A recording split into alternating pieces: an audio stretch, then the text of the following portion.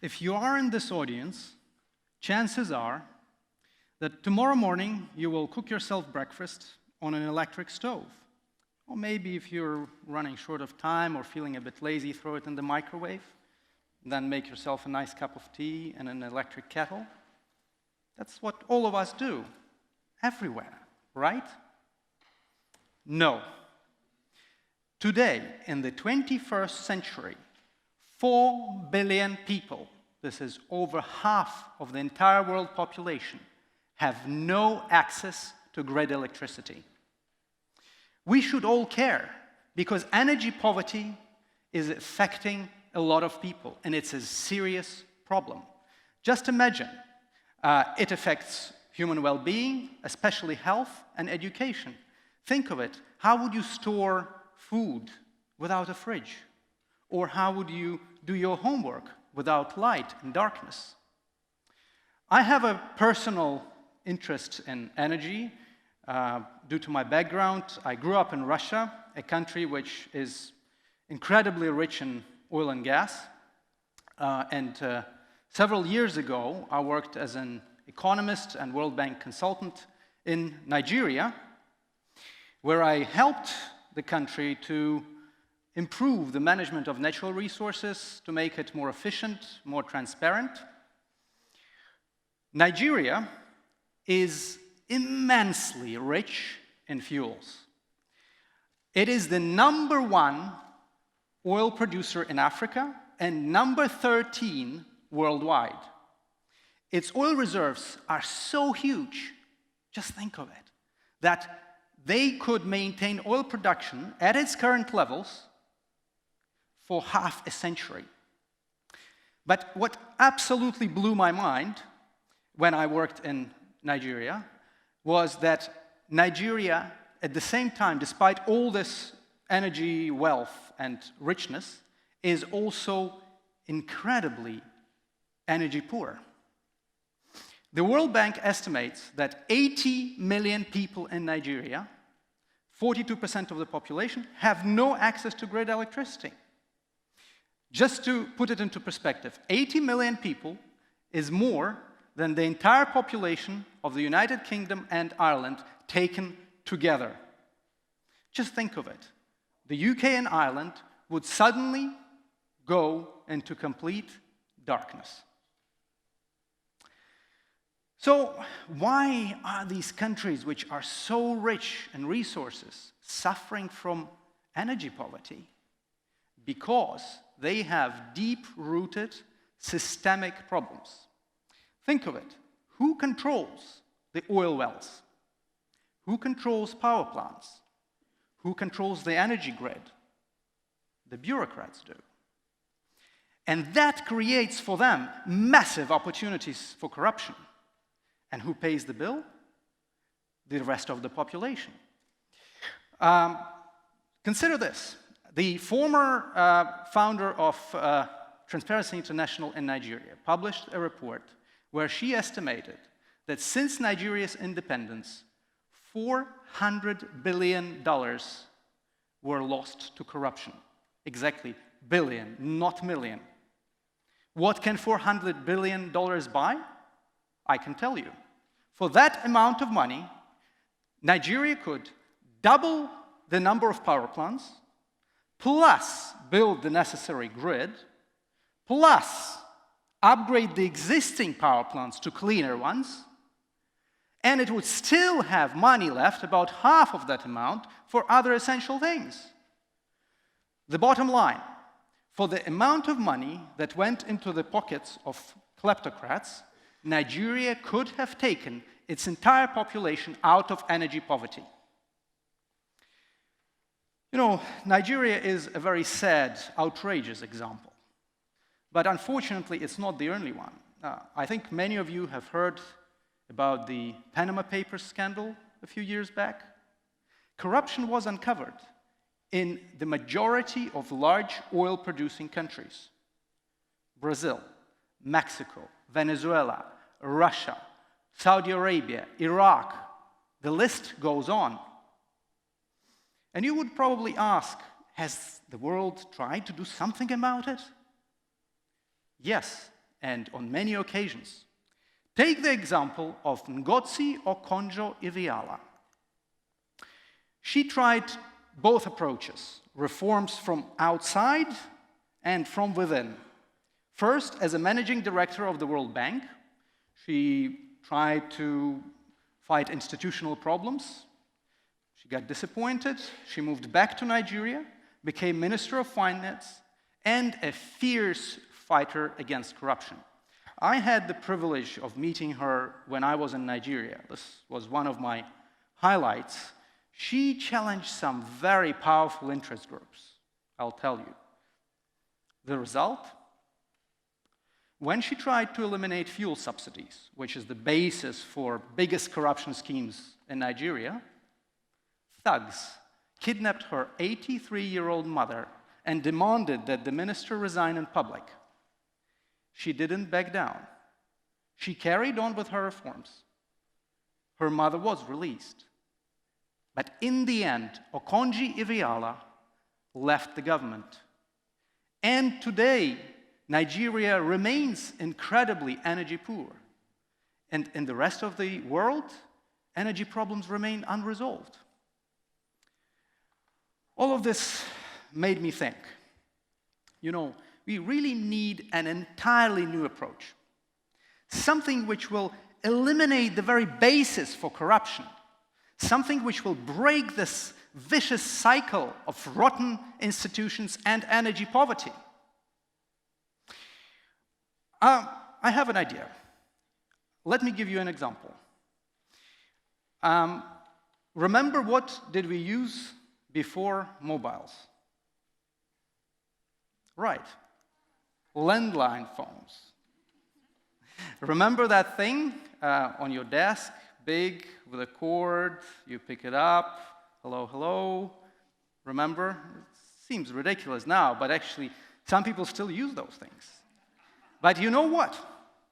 In Nigeria, almost nobody does. Moreover, most people have never seen a landline phone.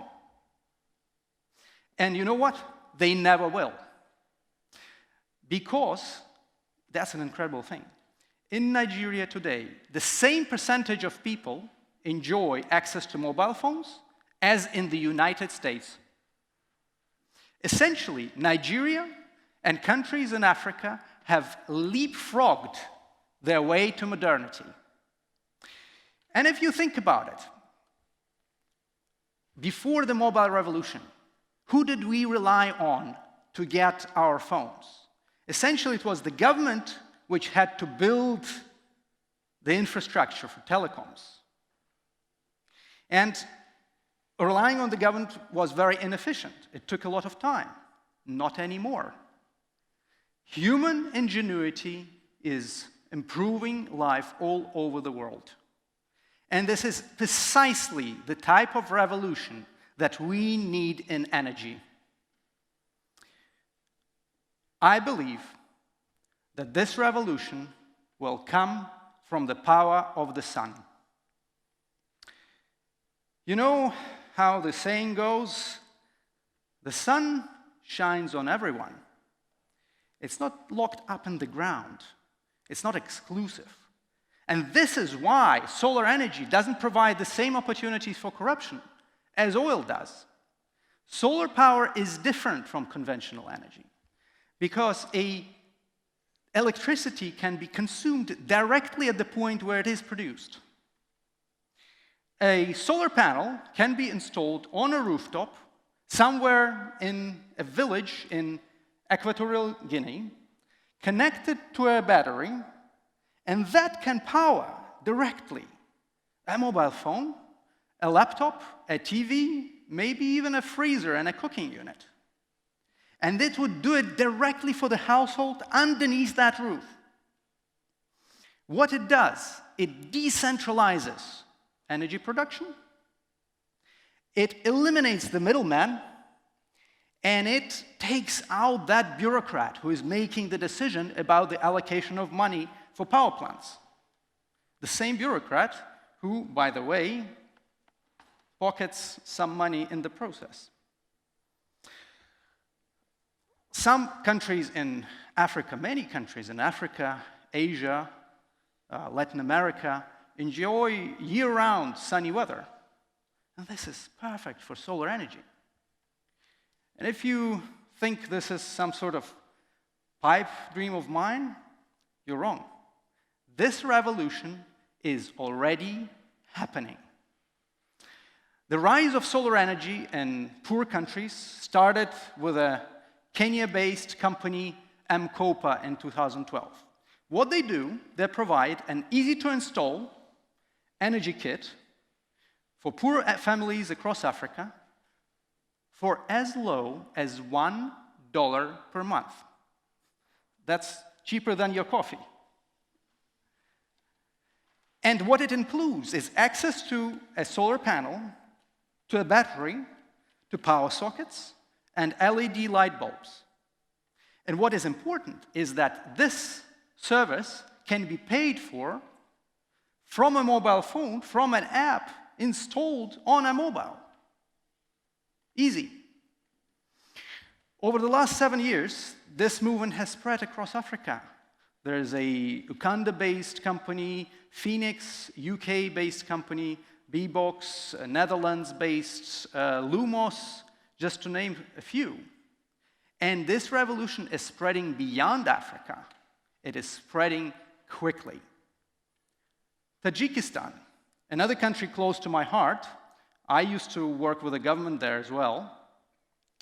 Unfortunately, Tajikistan, like its neighbor, Afghanistan, suffered from years of brutal civil war, which, of course, destroyed energy infrastructure.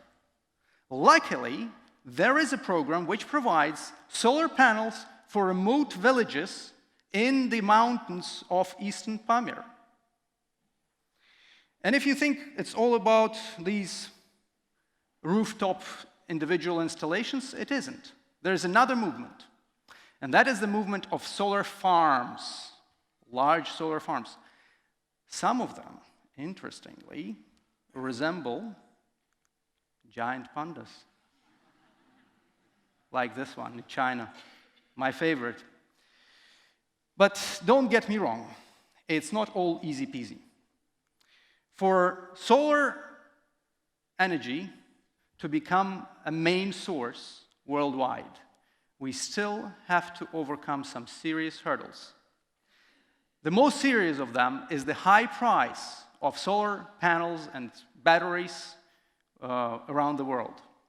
Unfortunately, one of the main reasons why it is still so high, despite all the innovation, is because many countries, especially and unfortunately in Africa, still maintain very high tariffs on solar system imports. So essentially, very straight barriers, especially tariffs, prevent entrepreneurs from importing the solar units into African countries because they're just too expensive, because they're getting more and more expensive because of the tariffs when they get to the border. This is a shame. This is why I call on all governments to lower these tariffs and to remove barriers to trade in solar equipment. It is about time to unleash technical innovation and entrepreneurial grassroots spirit.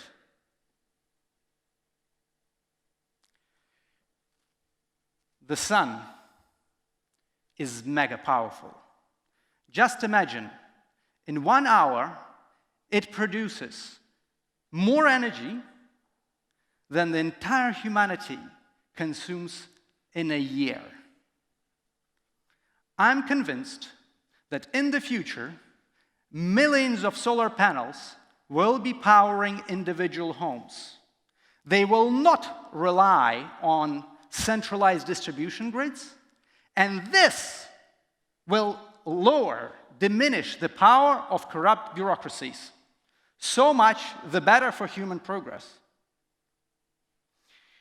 I believe that humanity will be able to beat energy poverty, and solar power will play a major role. You know, sometimes I think that individual stories have more impact than statistics. And Solar Plaza is a company which collects such individual stories about people whose lives were improved by access to electricity. One of such stories is that of Mpoki Sen Moyo, a farmer and mother of 3 in southern Zimbabwe. In her own words, and I quote, "Before solar panels were installed, we were irrigating our crops using diesel pumps. So we had to travel over 100 kilometers to get diesel-powered pumps. Today, she's able to increase harvest crops several times. Her crop yields are several times higher than before the solar installations, which is great. Yes, the sun is mega powerful, but so are humans. If there's one thing that you can take away from this talk, I would say this: there is no limit to human ingenuity solving the world's problems.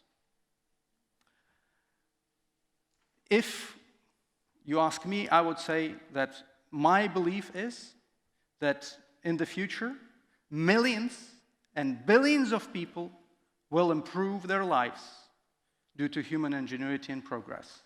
And then all of us will be able to say, the future is bright. The future is solar.